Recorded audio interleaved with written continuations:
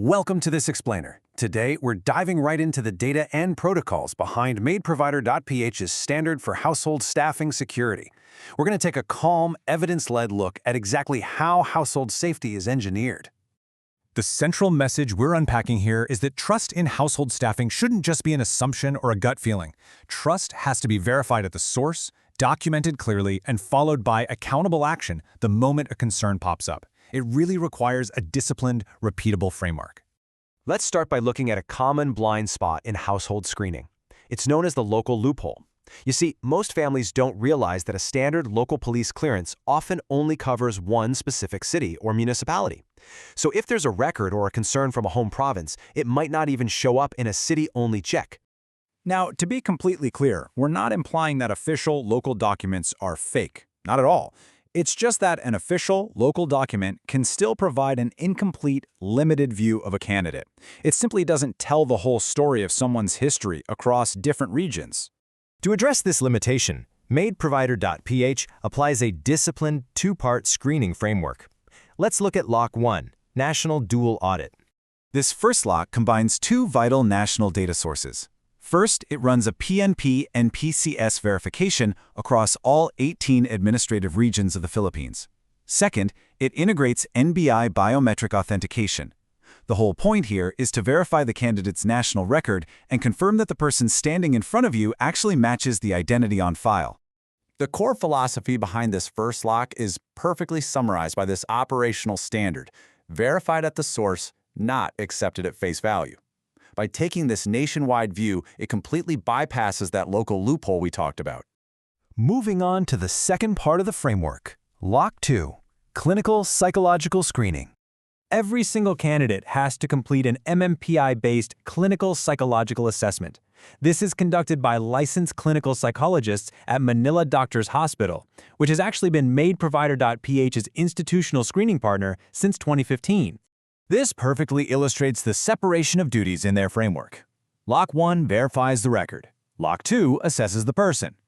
But it's absolutely vital to note that psychological screening is an assessment of emotional readiness. It is not an absolute guarantee of future behavior.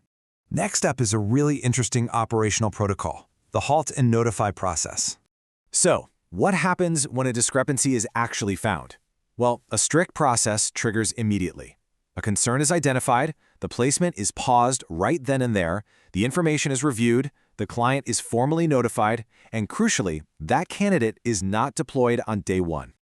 Let's look at the evidence-led reality of this discipline. We can actually see the internal documented results for the year 2025. MaidProvider.ph reports stopping 47 placements before day one in 2025. Why? Because their national dual audit caught provincial warrants, pending cases, or identity discrepancies that those standard local checks completely missed.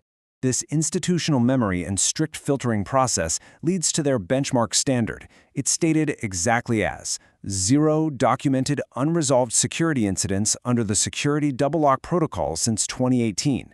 Now, it's really important we explain this precisely.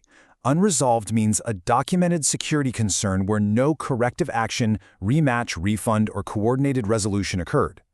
Incidents may absolutely still be reported after placement, but the company's baseline standard is to transparently document, address, and resolve every single reported concern. And that brings us to an essential part of any professional security briefing: radical transparency and limitations. The reality we all have to accept is that human behavior cannot be predicted with certainty, and unreported incidents simply cannot be detected. Plus, government records can sometimes contain errors, omissions, or delays. Most importantly, professional screening cannot ever replace reasonable, everyday household security practices. Clients always need to report any concerns immediately. Because of those realities, the security double lock is honestly and firmly presented as exactly what it is. It's a preventative framework, not an absolute guarantee. Ultimately, bringing someone into your home shouldn't be based on a simple slogan or a one-time document. It must be a repeatable discipline. Security is not a feeling. It is a discipline. Verified, documented, accountable. So, does your current approach to household staffing rely on a feeling, or is it verified, documented, and accountable? This has been a look at the Security Double Lock Standard by MaidProvider.ph. Dole PEA license M2404034, setting the standard since 2009. Thanks for joining this explainer.